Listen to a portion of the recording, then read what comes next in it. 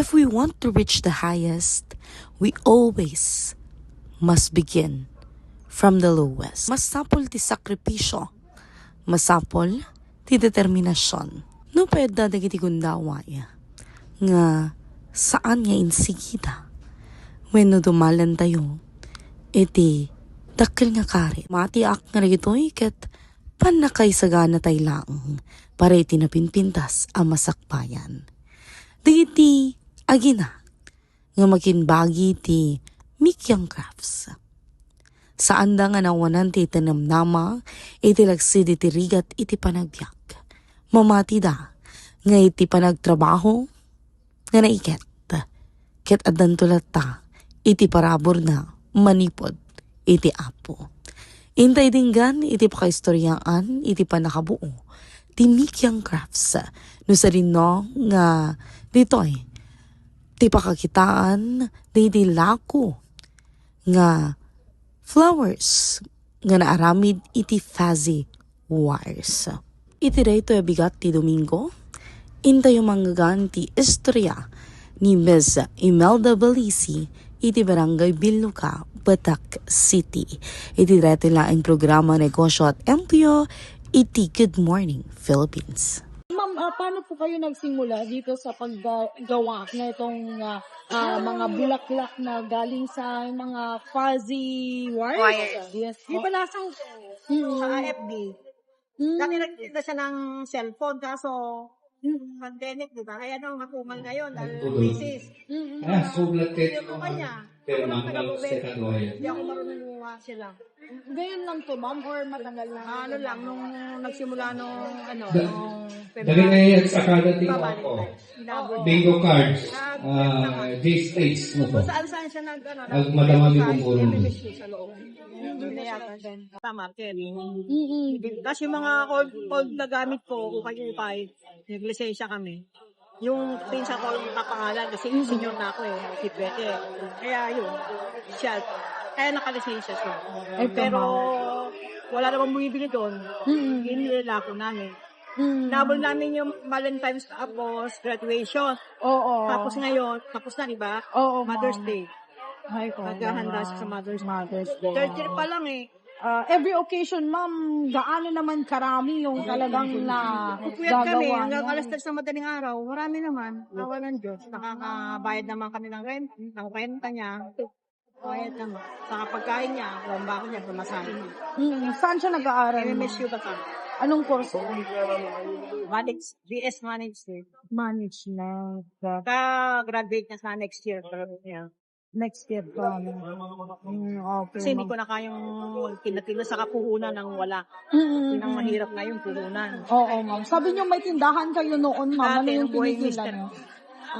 Anong tinitinda niyo? Frozen. Ay, frozen. Pero dahil nga mahal na yung renta, mahal na yung BIR, i-stock natin. Kasi wag kang utang-utang kami sa 5-6, di ba? Oo, ma'am. Mag-isa yung, I mean, Dalawa, isa pero yung may anak ko. asawa na yung panganay. Pangalan. So, siya na lang. Yung Nag-aaral. Baka makatapos na. Pag sanang magkasama muna. Oo, 22 ma'am. pa lang naman eh. Gaano katagal bago niya na, parang yung natutunan na gumawa nito? Madali lang siya matuto. One week lang. Saka meron siyang FB. Di ko rin alam eh. Nasa FB. Maraming umorder. Oo. Yung money garland, gano'n, mga, ako lang tagasunod. Kung sabi niya, magtinda ka. Sinusundan ko na lang yung, kasi doon siya kumikita eh. Pero naman, nakaka-survive naman siya. Pero may mga araw din po or mga months na ngayon, from 600 lang. ano ganun lang. Hanggang alas 9 pa ng gabi. Pagsubok lang yun.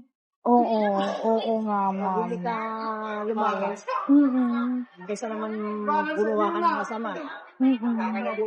Maunawain naman si Mayor. Kami nandun kami pupunta namin, nandun kami. Pero hindi kami sinasabay. Siguro, awas siguro or baka hindi pa napansin. Pero pag napansin naman, alis naman kami. Mas kasi order, by order. By order. Yung isa, ma'am, magkano? Ganon. Parang, paano yung price? Pag 1,000 May nagpagawa ang laki-laki, 1 cake. Ay, man. Tapos pagtingin mo, meron. Oo. Huwag yung matanda, 60, Mm. 1.5. Yes. Yung pag ganun ka bongga, ma'am, ilang oras ay yung paggawa? Ano niya, hanggang alas 3 ng madaling araw. Kasi nag-aaral siya eh. Yung time niya, kung hindi nag-aaral, baka isang araw lang. Paano niya minamanage yung time? Wala, hindi na siya naglilinis. Ako na lahat. Basta yun lang ginagawa niya. Ginugupit niya. Ako lang taga-gupit. Meron kasi akong alaga mga manok. Oo. Tapos ako taga-lapalakas. Paano pa yung pag may exam? Ganun, ma'am. Kaya naman yan. Ako ko nga, huwag mo muna i-focus dyan kasi mas maganda yung pag-aaral. Kaya niya. Sa kaya tumakbo. Kaya naman yan. Hindi nga lang, mabuti nga yun kasi hindi na sa cellphone. Diba? Kaysa yung magdamag sa cellphone. Murang titinda siya ng iPhone sa cellphone sa ngayon yun. Nagpilitan siyang uuwi agad. Tapos hindi na siya umuwi sa tindahan na lang siya natutulog. Alas 3 uuwi. Alas 3 ng matulog. Anong pangalan niya, ma'am? Maria Mita Isabel.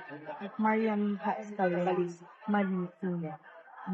Alam naman sa school, pinapayagan naman siyang magtinda. Kaya nung isang araw na tinda siya, marami siya. Paldo daw siya. Hindi ako umulong kasi kaya Paldo daw. Paldo daw siya. Dito, alas 6 wala pa kaming benta. Pero nung mga alas 6 hanggang alas 10 kami, nakabenta rin kami.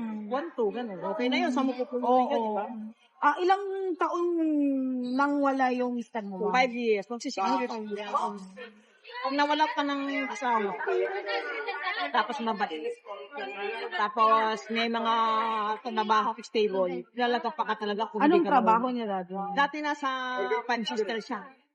Accounting. Pero wala siyang kaming nakuha. Hindi kami binigyan. For almost 30 years siya nagtrabaho. Walang binigyan. Walang mga retirement. Ano na, SS. Yun lang. Kasi sarili naman niya yun, di ba? Oo, ma'am. Pero yung galing sa hirap niya. Salita. Pero alam na ng Panginoon. Kapag yung asawa ko. Paano kayo nagkakilala mo? Sa abroad, OFW ko. OFW din siya dati. Isang taon ako kasi natin. Oo. Anong trabaho niyo doon, ma'am? At anong country? Katulong. Sa Hong Kong ako nagtagal. Ay, sa Hong Kong. Or 17 years sa Ay, 17 years. Marami kasi akong kapatid. Nasa side ko, mahirap kasi. Wala.